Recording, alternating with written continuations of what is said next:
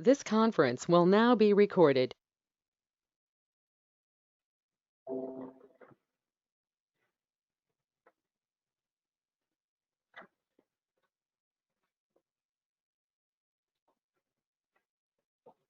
आज का सेशन जो हमारा है, अगर हम पॉइंट वाइज डिस्कस करें तो सबसे फर्स्ट पॉइंट आता है account receivable and payable in slip format. पहले जो है स्लिप फॉर्मेट में जो सिंगल पेज में हमारी प्रिंटिंग थी वो प्रिंटिंग अवेलेबल नहीं थी। अभी हमने 3 फॉर्मेट को स्लिप फॉर्मेट में प्रिंट करने का ऑप्शन दे दिया है। उसमें से आप अकाउंट लेजर को स्लिप फॉर्मेट में ले सकते हो, रिसीवेबल को भी स्लिप फॉर्मेट में ले सकते हो और पेबल को भी स्लिप फॉर्मेट में ले सकते हो। अगर उसका एग्जांपल हमें देखना है, हम एक बार एक नई कंपनी को ही ओपन कर लेते हैं। नई कंपनी नहीं, जिसमें डेटा हो वही कंपनी में काम होगा। हम एक कंपनी ओपन करते हैं। यहाँ पे ये हमने एक कंपनी ओपन कर ली है।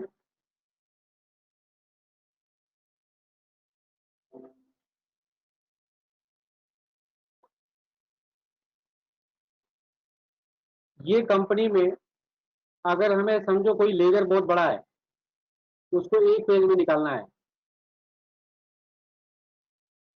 या 2 पेज में निकालना है। अभी यहाँ पे देख रहे हो 223 लाइन है। अगर इसको हमें प्रिंट करना है तो यहाँ पे फ्रॉम बिजी करके लिख के आएगा। अब यहाँ पे जब हम प्रिंट करेंगे तो यहाँ पे आपको कोई ऑप्शन नहीं मिलेगा। ये ऑप्शन आपको अवेलेबल तभी है जब आप प्रिंटिंग ऑप्शन से डायरेक्ट प्रिंट दोगे। अगर हम प्रिंट ऑप्शन से प्रिंट दे रहे हैं तो एक बार हम वहां से भी देख लेते हैं ये कैसे आता है। प्रिंटिंग में गए, अकाउंट बुक में गए, लेजर में गए, अकाउंट वाइज में गए। यहाँ पे आपको ऑप्शन आएगा slip single pan, slip two pan. Two pan का मतलब ये होता है कि आपको लेफ्ट राइट दो साइड में अलग अलग लेजर निकालने का ऑप्शन मिल जाता है, जैसे हमने रिसीवेबल और पेबल का कुछ दिनों पहले करके दिया था। अभी हमने टू पैन ले लिया और वन अकाउंट ले लेते हैं। वन अकाउंट में हमने वही डाल दिया जो पार्टी पहले थी। पूरे साल का ही ले लेते हैं। अब यहाँ पे हमें प्रीव्यू देख लेना है। प्रीव्यू कैसा आ रहा है वो हम देखते हैं।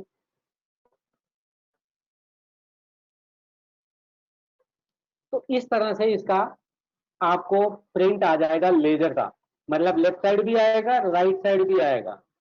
जिस तरह से आपको चाहिए उस तरह से प्रिंट आउट इसका ले सकते हैं।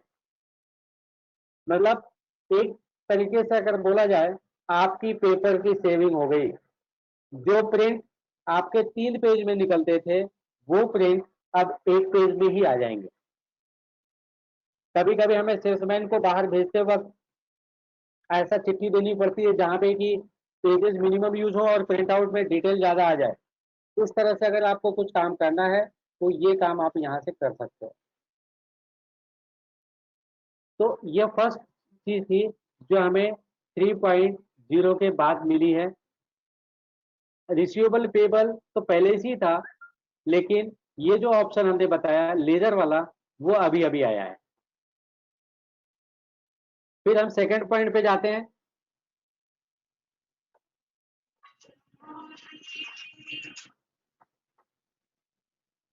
सर एक मिनट। Hello hello. अरे देता हूँ, अभी मीटिंग चालू है वेबिनार में।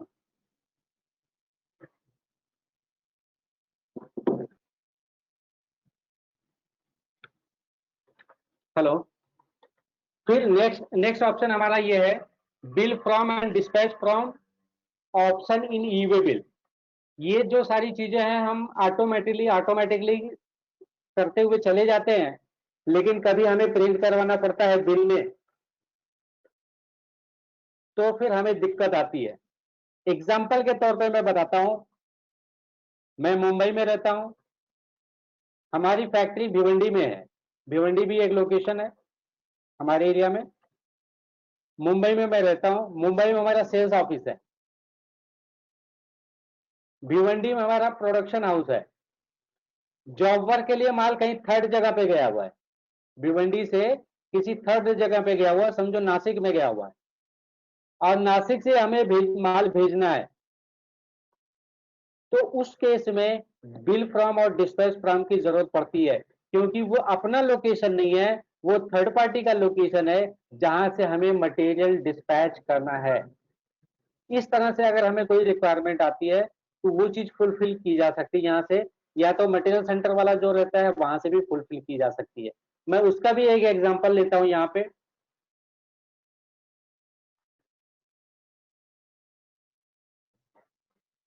जब भी हम कोई सेल बिल बनाते हैं यहाँ पे, या तो हमें कोई, मैं ट्रांजेक्शन सेव नहीं करूंगा, मैं एक नया एंट्री डालता हूँ यहाँ पे।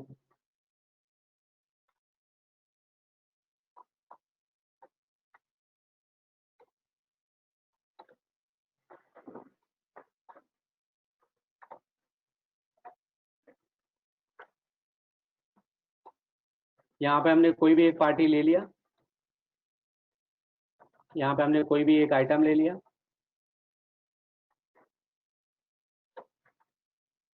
यहाँ पे क्वांटिटी डाल दी।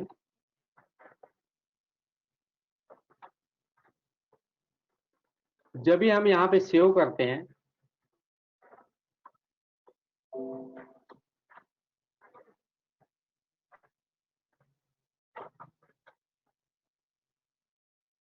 यहाँ पे कोई एक डमी हमने ये डाल दिया,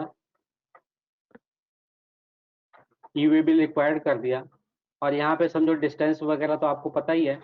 जब हमें यहाँ पे आते हैं सब टाइप में, तो यहाँ पे आपको सिलेक्ट ऑटोमेटिकली, ये बाय डिफॉल्ट सब लोग सिलेक्ट करते हैं।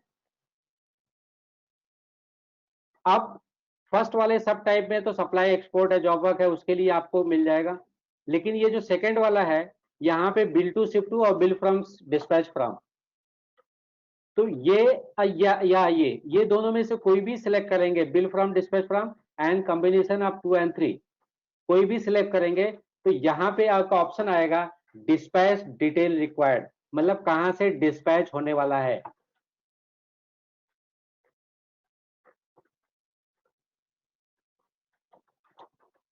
अब हमने यहाँ पे अगर कोई भी एड्रेस हमने डाल दिया, अभी हमने एग्जांपल के लिए डाल दिया डिस्पैच फ्रॉम नासिक,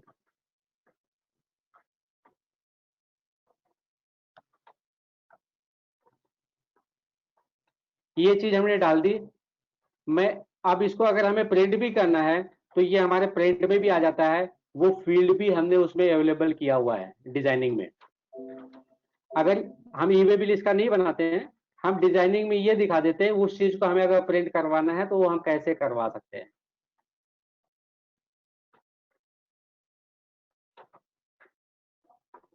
अगर हम उस चीज को प्रिंट करवाना है तो फिर हम यहां पे जाएंगे, यहां पे जाने के बाद यहां पे हमारे पास ऑप्शन होता है, आप डी करके सर्च करना चाहते हो तो यहाँ पे ये सारी डिटेल दी हुई है। तो डिस्पैच कहां से हो रहा है, वो लोकेशन का नाम प्रिंट करने के लिए भी हमने यहाँ पे दिया है।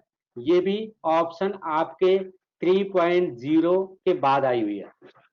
तो ये चीजें आपको कभी जरूरत पड़ती है तो इसमें आपको सपोर्ट की भी जरूरत पड़ती है कि ये कैसे करें। तो ये सारी चीजें आप एक बार समझ लेंगे तो ये आपको इजी हो जाएगा। जरूरी नहीं है वो हमेशा ही रिक्वायरमेंट होती है, लेकिन जब भी रिक्वायरमेंट आती है तभी हम ये सोच में पड़ जाते हैं इसको हमें कैसे करना है। तो ये डिस्पैच फ्रॉम हम यहाँ से सिलेक्ट करके इनवाइस में भी प्रिंट कर सकते हैं, ये कौन से लोकेशन से प्रिंट हो रहा है। हमारी मैन्युफैक्चरिंग कंपनी भिवंडी में है, सेल्स ऑफिस मुंबई में है, और डिस्पैच हो रहा है नासिक में से, तो हम यहाँ से उसकी प्रिंटिंग भी दे सकते हैं इस लोकेशन से वो डिस्पैच हो रहा है। फिर हम आते हैं नेक्स्ट पॉइंट पे।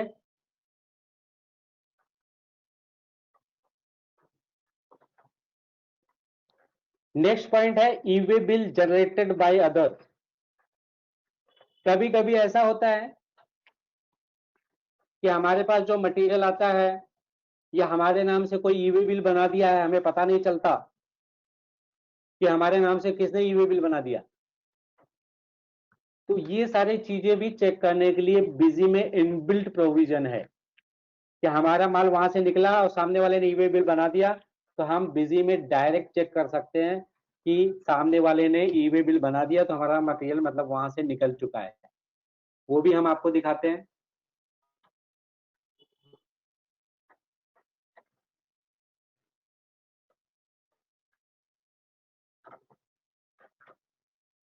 हम यहाँ से ई वे बिल मैनेजमेंट पे जाएंगे, तो यहाँ पे अगर आप देखेंगे e way bill detail generated by other, ये क्लियर मेंशन है कि दूसरे लोगों ने हमारे नाम से कितने ई वे बिल बनाए हैं।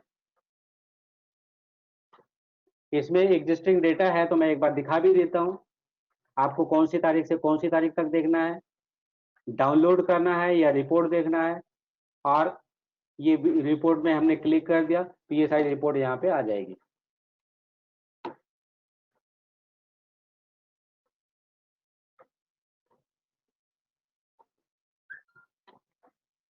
तो ये डेटा हमारे पास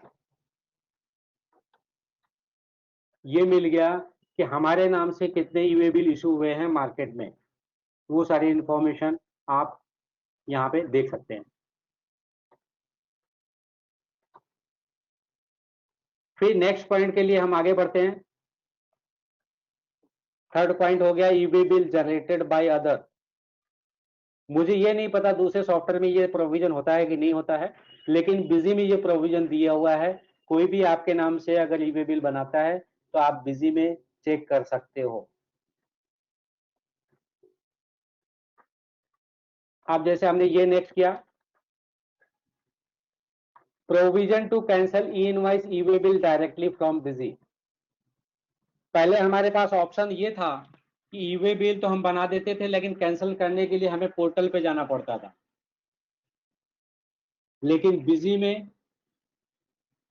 इनबिल्ट ऑप्शन दे दिया है कि अगर इनवाइस आप डिलीट करते हो तो ई वे बिल और ई इनवाइस कैंसिल नहीं होगा, लेकिन अल्ट एक्स करके अगर इनवाइस को कैंसिल करते हो, जो बिल में बिजी में फीडेड बिल है वो कैंसिल करते हो, तो पोर्टल पे जाके आपको कैंसिल करने की जरूरत नहीं पड़ेगी। आप डायरेक्ट अल्ट एक्स करके कैंसिल कीजिए इनवाइस और पोर्टल से डायरेक्ट वो कैंसिल हो जाएगा।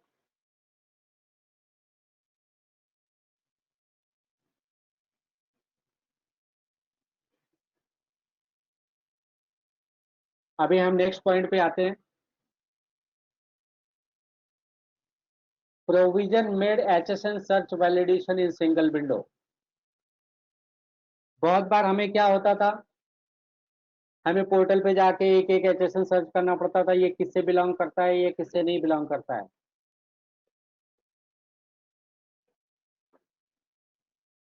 एचएसएन को सर्च करने के लिए बहुत अच्छी यूटिलिटी दे दी गई है, वो आप यहाँ से देख सकते हो, मैं वो भी दिखा देता हूँ।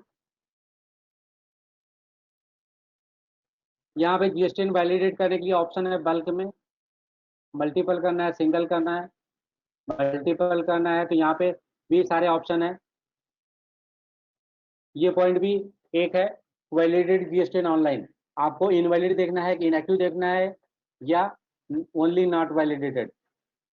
तो 2 मिनट के अंदर में ये सारे डेटा अपलोड होके आ जाएंगे, यहाँ पे आप देख सकते हो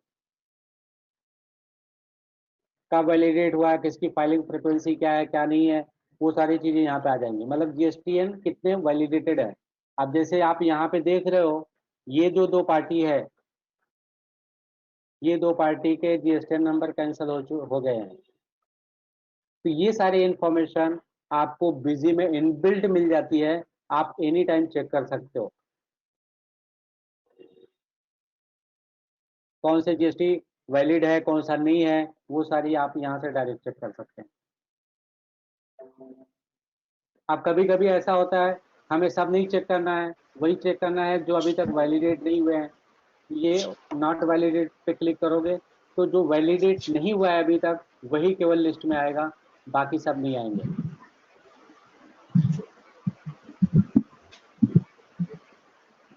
तो ये जो चीजें हैं ये वैलिडेटेड नहीं है,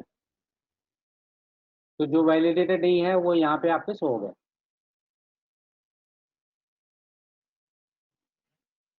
इसमें मल्टीपल चीजें हैं, आप billing detail, all account, account group, उसके अकॉर्डिंग आप सारी चीजें कर सकते हो। अब नेक्स्ट ऑप्शन पे हम जाते हैं।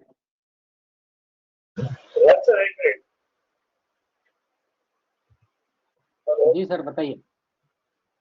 सर इसके पहले आपने बोला ईबे बिल कैंसिल करते हैं अल्ट टेक्स करके। हाँ वो करते हैं, हमने बनाया ही नहीं तो कैंसिल करके दिखाऊंगा कैसे। देखो यहाँ पे वो आप रिलीज नोट में देख लेना, आपको मिल जाएगा, वो ऑप्शन दिया हुआ है। मेरे को सिर्फ इतना पूछना है कि एक बार मैं ईबे बिल कैंसिल करूं अल्ट टेक्स करके, उसके बाद में उसी के ऊपर नया बिल बना सकता हूँ? हाँ बना सकते हो, कोई दिक्कत नहीं। तो वो पुराना ईबे बिल तो कैंसिल हो जाएगा? हाँ जी हाँ जी। Thank you. अभी हम नेक्स्ट ऑप्शन पे जाते हैं। नेक्स्ट ऑप्शन का हमारा जो था वो HSN वैलिडेशन का था। HSN वैलिडेशन में आप अगर देखेंगे तो ये वैलिडेट HSN ऑनलाइन है। आपको मल्टीपल HSN करना है तो मल्टीपल कर सकते हो, किसी आइटम ग्रुप का करना है तो आइटम ग्रुप का कर सकते हो। यहाँ पे जो भी आइटम ग्रुप का लेंगे तो हम यहाँ पे आ जाएगा। अब इसमें आपको जैसे 8 फाइव लिखा है, आपको 8 फाइव का क्या क्या HSN होता है वो यहाँ पे सर्च का भी ऑप्शन दिया हुआ है, इसका विंडो अलग से भी दिया हुआ है। आपने सर्च HSN पे क्लिक किया और यहाँ पे केवल 8 फाइव डाल दिया और सर्च पे क्लिक कर दिया, तो ये 8 फाइव से स्टार्ट होने वाले जितने भी आपके HSN होंगे सारे यहाँ पे आ जाएंगे। 2 डिजिट वाले भी आ जाएंगे, 4 डिजिट वाले आ जाएंगे, 4 से ज़्यादा वाले भी एक कैटेगरी में आ जाएंगे।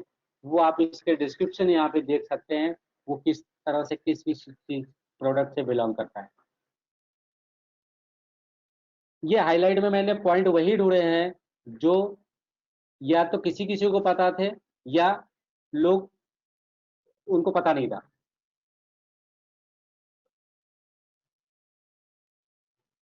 तो हमने जस्ट 8 फाइव डाला और इतनी सारी लिस्ट यहाँ पे आ गई।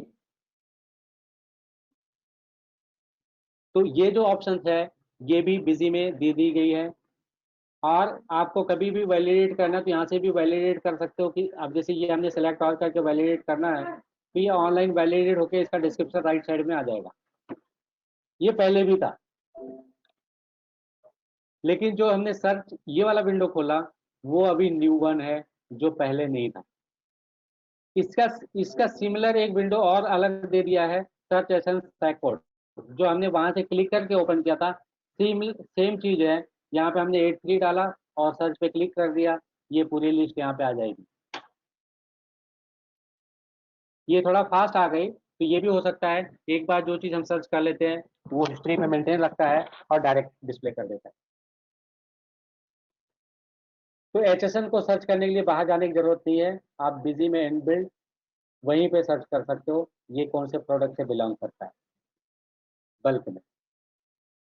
कभी कभी कोई बोलता है कि हमारा HSN 8 3 समथिंग आगे आगे कुछ है, तो हमने 8 3 डाला, आगे क्या क्या हो सकते हैं वो सारे ऑप्शन यहाँ पे मिल गए। अब इसमें सेलेक्ट कर लो कौन सा आपको लेना है। इसके बाद हम नेक्स्ट ऑप्शन पे जाते हैं, provision made to fix the length of HSN। कभी कभी कस्टमर्स ये बोलते हैं कि हमें याद नहीं रहता कि HSN हमें ऐसा चाहिए कि हमारा 6 डिजिट मैंडेटरी है या 8 डिजिट मैंडेटरी है, तो हमें 8 डिजिट से कम डिजिट एक्सेप्ट ही ना करे, वो एरर शो करे। तो उसके लिए हमने बिजी में प्रोविजन ही बना दिया कि आप सेटिंग के पार्ट में फिक्स कर सको कि इतने लेंथ का HSN इस कंपनी के लिए वैलिड है। इससे कम अगर डालेंगे तो एक्सेप्ट नहीं होना चाहिए, वो भी हमने प्रोविजन यहाँ पे बना के दिया है। वो कॉन्फ़िगरेशन आपके पास यहाँ पे आता है GST एंड वैट में। GST एंड वैट में अगर आप जाते हैं तो यहाँ पे minimum digit for HSN code करके दिया हुआ है। अगर आप 0 करके रखेंगे तो ये बाय डिफॉल्ट रहता है। अगर आप यहाँ पे कुछ फिक्स कर देंगे 6 डिजिट या 2 डिजिट या 8 डिजिट, जो भी फिक्स करना चाहें वो फिक्स कर सकते हैं।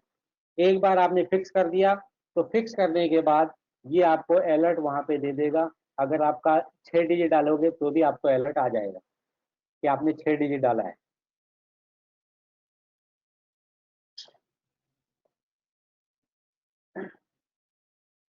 इसके बाद ये हेलो, HSN की, हाँ जी सर। अभी 8 का फिक्स कर दिया हाँ और 6 ही डाला मास्टर में। हाँ तो तो एक्सेप्ट नहीं कर, सेव तो होगा ना, सेव हो जाएगा, वार्निंग देगा यहाँ पे। वार्निंग देगा सिर्फ। हाँ। ठीक है फिर। यहाँ पे जैसे हमने कुछ डाला ना, ये देखो हाँ, सिर्फ वार्निंग आएगा, देगा। HSN code good should be minimum 8 digit okay as okay. पर। नेक्स्ट पॉइंट है, check previous year data of TDS TCS is configurable. कभी कभी क्या होता है कि पिछले साल में TDS TCS कॉन्फ़िगर जो हमने किया है, उसमें टर्नओवर, जो हम टर्नओवर कैलकुलेट करते हैं 50 लाख का, वो प्रीवियस ईयर का कंसीडर करके लेके चलना है या नहीं करना है, उसके अकॉर्डिंग आपको ये ऑप्शन देता है। तो इस यहाँ पे भी ऑप्शन है कि आप TDS TCS के कॉन्फ़िगरेशन में प्रीवियस ईयर को इंक्लूड करना है या नहीं करना है, दोनों ही ऑप्शन आप सेलेक्ट कर सकते हो, और ये TDS और TCS कॉन्फ़िगरेशन के ऑप्शन में आपको अवेलेबल रहेगा। अगर आप यहाँ पे देखेंगे ये वाला part, check previous year data for TDS, check previous year data for TCS under section 206 sub section 18। तो अगर प्रीवियस ईयर चेक करवाना है तो आपको इसको यस रखना पड़ेगा। तो ये चीजें कॉन्फ़िगरेबल होती है। सर, जी सर। ये अभी प्रीवियस ईयर जो है वो लास्ट ईयर के टर्नओवर वहां पे आता है, बराबर। हाँ, लास्ट ईयर का टर्न हो जाता है। अभी किसी का पहले कोई दूसरे सॉफ्टवेयर में काम था, इस साल से इसमें आ गया, तो प्रीवियस बैलेंस टर्नओवर डालने की कोई है जगह? नहीं, वो ऑप्शन नहीं है, लेकिन मैंडेटरी आप सेट कर सकते हो। हाँ, क्योंकि पहले दूसरा सॉफ्टवेयर यूज करता था, या तो बिजी में कंपनी दूसरी थी, अभी दूसरी हो गई, बिल्कुल। उसके लिए कोई प्रोविजन? नहीं, वो मैं बताता हूँ, ये अभी टॉपिक थोड़ा लंबा है तो इसको खत्म, आप फोन कर लीजिएगा मुझे, मैं बताऊंगा। ठीक है। नेक्स्ट, अभी हमने जो बताया, check previous year data for TDS TCS is configurable, ये कॉन्फ़िगर प्रीवियस ईयर का डेटा चेक करना है कि नहीं करना है, वो कॉन्फ़िगरेबल के ऑप्शन हमने दे दिया। नेक्स्ट ऑप्शन है GST मिसलेनियस में सर्च एक्सेशन, जो हमने ऊपर लिखा है, check party return filing status, ये सारे ऑप्शन जो है वो अभी जो हमने दिखाया, वहाँ पे एक दो ऑप्शन और भी है। अब जैसे हम यहाँ पे जाएंगे,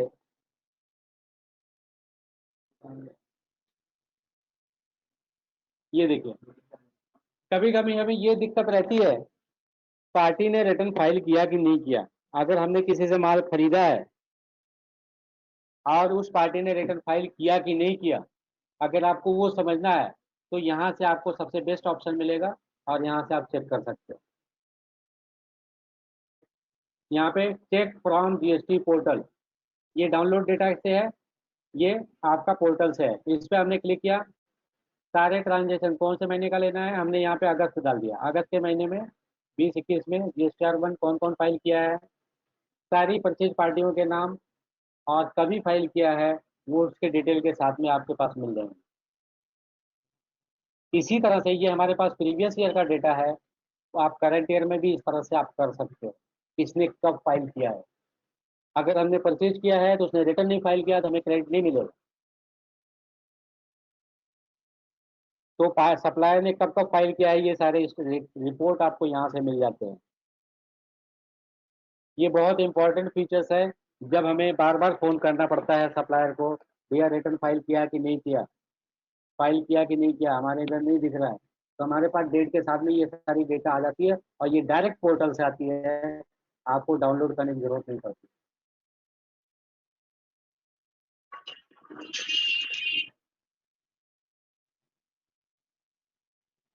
इसी तरह 3B का भी है, और ये दोनों साथ में देखना तो साथ में भी देख सकते हो। सेल्फ का भी यहाँ पे दिया हुआ है कि हमने कौन कौन सा रिटर्न कब कब फाइल किया है, वो भी आप यहाँ पे देख सकते हो।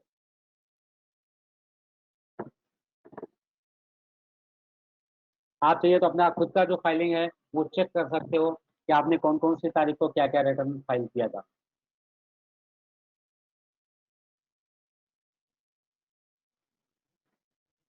अब हम आगे के पॉइंट पे जाते हैं।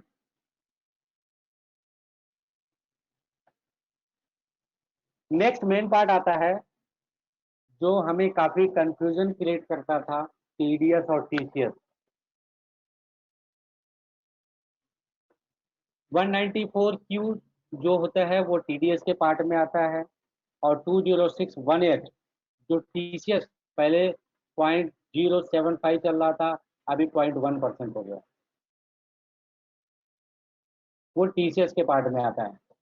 जो टीडीएस है वो आपके 1 जुलाई से अप्लीकेबल है, अभी अप्लीकेबिलिटी उसकी नहीं है, जो 194Q वाला है 1 जुलाई से इसका एप्लीकेबल है। अब हम नेक्स्ट शीट पे जाते हैं। अब यहाँ पे उसको हमने एक्सप्लेन किया है, बाकी कुछ नहीं है। Section 194Q is applicable from 1 जुलाई 2021। ये 194Q जो टीडीएस वाला सेक्शन है वो आपको 1 जुलाई 2021 से अप्लीकेबल है। टीडीएस अप्लीकेबल होने के लिए good must be purchase from Indian resident. India से कहीं से भी आप परचेज कर रहे हो तो उस पर टीडीएस अप्लीकेबल रहेगा।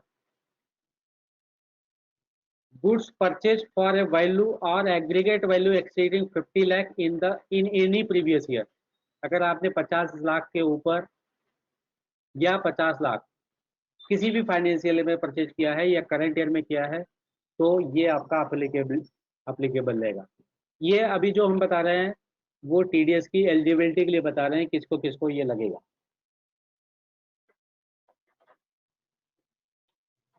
Turnover of purchaser shall be more than 10 crore. ये दोनों ही कंडीशन ट्रू होनी चाहिए।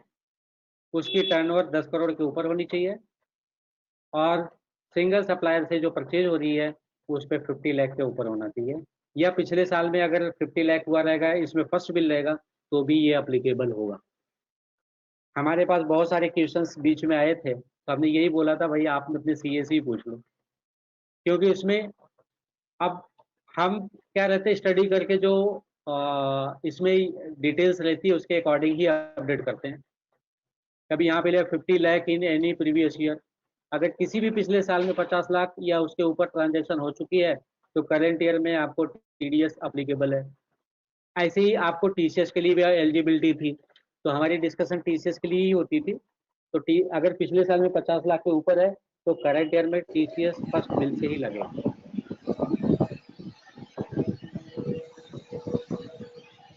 नेक्स्ट पॉइंट पे आते हैं। The seller shall not collect TCS on the same transaction on which buyer has already deducted TDS। एक बार अपना म्यूट कीजिएगा,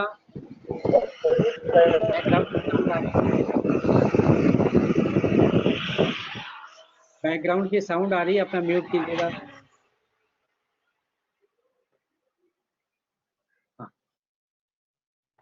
The seller shall not collect TCS on the same transaction on whichever buyer has already deducted TDS। अब कभी कभी ऐसा होता है कि जो सेल कर रहा है वो टीसीएस काट रहा है, जो परचेज कर रहा है वो टीडीएस काट रहा है पेमेंट पे, तो ये दोनों में ही प्रायोरिटी उसकी होती है जो बायर होता है। The seller shall not collect TCS on same transaction on which buyer has already deducted TDS। In other words, the buyer shall have the primary and foremost obligation to deduct the tax। अगर सामने वाला जो buyer है वो TDS अगर deduct करता है तो सामने वाला टीसीएस उस पर नहीं लगा सकता, ये गवर्नमेंट का रूल है, क्योंकि foremost obligation to deduct TDS जो है वो बायर का ही है। बायर ही उस पर टीडीएस डिडक्ट करेगा eight the time of payment, और ये टीडीएस जो रहता है वो भी 0.1% ही है। नेक्स्ट पॉइंट पे आते हैं। हेलो। हाँ जी सर। हाँ सर, एक चीज बताइएगा, इसमें जो आपका लास्ट पॉइंट था तो हाँ। बायर बाद में आता है ना, टीसीएस तो पहले कटता है एट द टाइम। टीसीएस पहले कटता है, तो अब यहाँ पे जो सेलर होगा उसको समझना पड़ेगा बायर की एलिजिबिलिटी है कि नहीं है। तो भाई आप उसका पॉइंट देखिए ना, वो पॉइंट क्या है कि if buyer deducted the TDS, तो बट टीडीएस तो बाद में कटेगा at the time of payment, मगर टीसीएस उसको लगाना कि नहीं लगाना, हाउ ही इज नो कि वो टीडीएस हमारा काटेगा नहीं काटेगा। नहीं, अभी यहाँ पे ये है seller shall not collect TCS on same transaction, ये स्पेलिंग मिस्टेक है, on same transaction on which buyer already deducted TDS. Already deducted TDS कहाँ हुआ, सेल होगा फिर बाद में टीडीएस होगा, ऑलरेडी डिडक्टेड टीडीएस कहाँ है? नहीं, अब नीचे जो दिया है, in other word the buyer shall have the primary and foremost obligation to deduct the tax. नहीं नहीं नहीं नहीं नहीं, कंफ्यूजन है sir, it is some little some confusion is there. एक बार आपको क्लियर है तो एक बार एक्सप्लेन करके बताइए। मतलब मेरे को ऐसा लग रहा है कि once the seller has deducted the TCS then buyer need to deduct the TDS, it should be like that.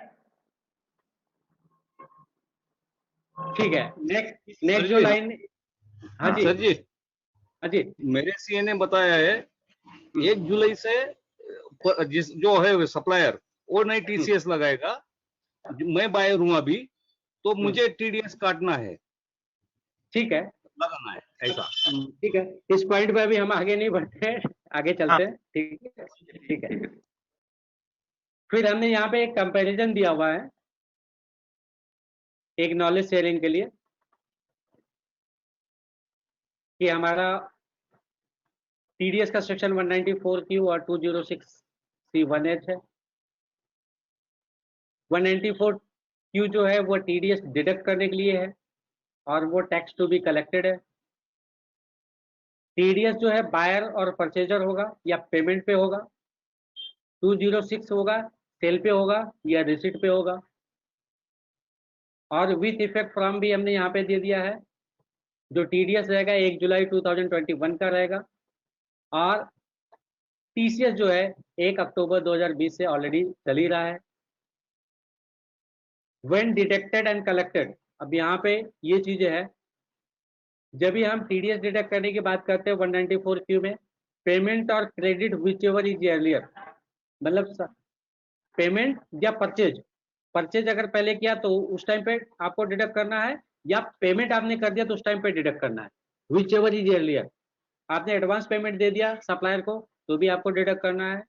आपने रिसीट आपने परचेज पहले कर लिया है तो परचेज के टाइम पे ही आपको डिडक्ट करके पेमेंट करना है। अब यहाँ पे ये चीजें हैं कि हमने परचेज अभी कर लिया, 2 महीने के बाद पेमेंट करूंगा, लेकिन परचेज तो आपने पहले ही कर लिया, अकाउंट में आपके रिफ्लेक्शन आ गया, तो आपकी जो है लायबिलिटी परचेज की डेट से हो जाएगी। ऐसे ही टीसीएस का है, TCS will be collected on advance receipt.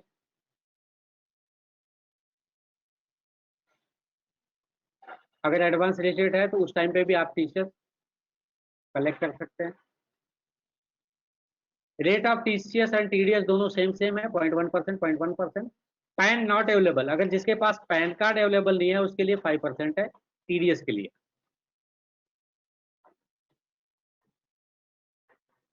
Next point triggering point ये है कि उसकी एलिजिबिलिटी किस कंडीशन में होती है, वो उसको एक्सप्लेन किया है।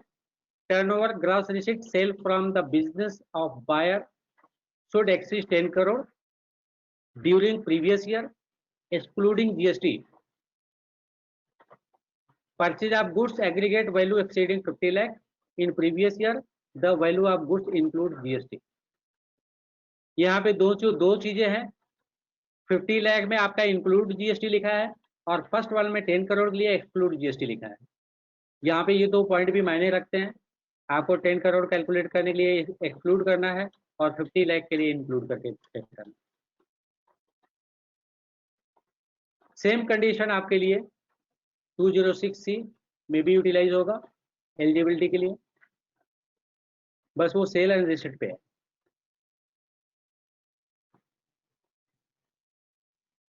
बाकी आपका डिपॉजिट कब करना है, tax so deducted shall be deposit with in government 7th day of the subsequent month, आपको 7 तारीख को जमा करना है। और जो इसके quarterly statement to be filed वो 26Q है, यहाँ पे 27EQ है। ये डॉक्यूमेंट हमने केवल नॉलेज शेयरिंग के लिए बनाया है, एक समझने के लिए, क्योंकि बिजी में इसके फीचर्स आ गए हैं उसको किस तरह से यूटिलाइज करना है, उसके पर्पज क्या है। सर इस डॉक्यूमेंट को शेयर करवाइएगा। हाँ हाँ कर देंगे। हाँ सर, ये टेबल जो है, टेबल काफी यूजफुल है सर, इसको शेयर करवा दीजिएगा। फिर हम नेक्स्ट पे जाते हैं।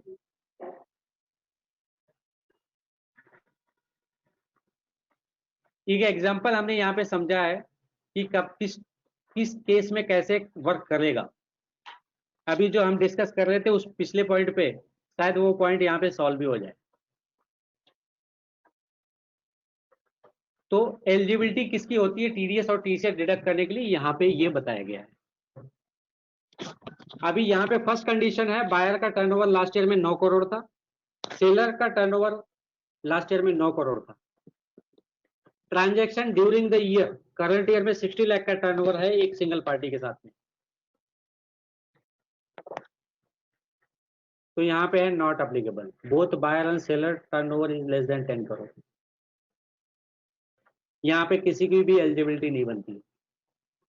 सेकंड कंडीशन पे अगर हम आते हैं तो बायर का टर्नओवर लास्ट ईयर में 9 करोड़ है, सेलर का टर्नओवर लास्ट ईयर में 11 करोड़ है और turnover during the year 60 lakh है। ट्रांजैक्शन ड्यूरिंग द ईयर, अब जो बायर था उसके सेलर की ट्रांजैक्शन 60 लाख है, तो सेलर इसे TCS under section 206C under subsection 1H के अंडर में वो चार्ज करेगा, टीसीएस कलेक्ट करेगा सेल बिल पे या रिसिप्ट। अब यहाँ पे सेलर आ गया।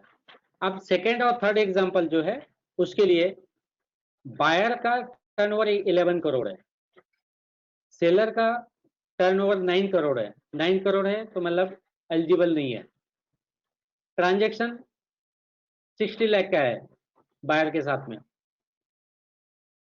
तो टीडीएस अंडर सेक्शन 194Q लगेगा, क्योंकि ये सेलर जो है टीसीएस नहीं लगा सकता क्योंकि इसका टर्नओवर 10 करोड़ से कम है।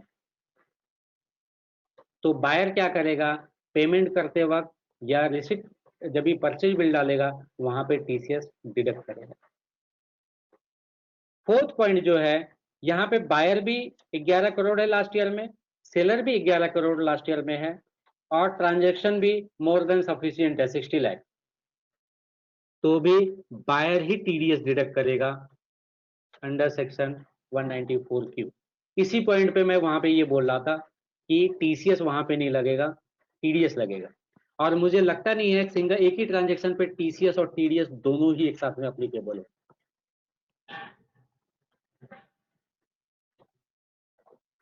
लास्ट पॉइंट है, दोनों ही बायर और सेलर 11 करोड़ लास्ट ईयर में कंप्लीट किए हैं, करंट ईयर में 45 लाख है, क्योंकि करंट ईयर में एक पार्टी से जो ट्रांजैक्शन है लेस देन 50 लाख है, तो यहाँ पे कोई भी टीडीएस टीसीएस अप्लीकेबल नहीं है। तो ये पॉइंट हमें डिस्कस करने थे। ये पॉइंट मैं आपको वीडियो और ये जो हमने शीट बनाई है वो दोनों ही शेयर कर देंगे। ये टीडीएस और टीसीएस जो हमने बनाया था वो केवल नॉलेज शेयरिंग के लिए बनाया था हमने, और इससे हमारा ये एक मतलब नहीं है। हो सकता है कि इसमें हमने कुछ इंफॉर्मेटिव पर्पज के लिए जो भी हमने किया है as per my best knowledge किया हो सकता है मिस्टेक भी हो सकती है, लेकिन मुझे लगता नहीं है। अब आज के जो टॉपिक है उसमें किसी की कोई क्वेरी है?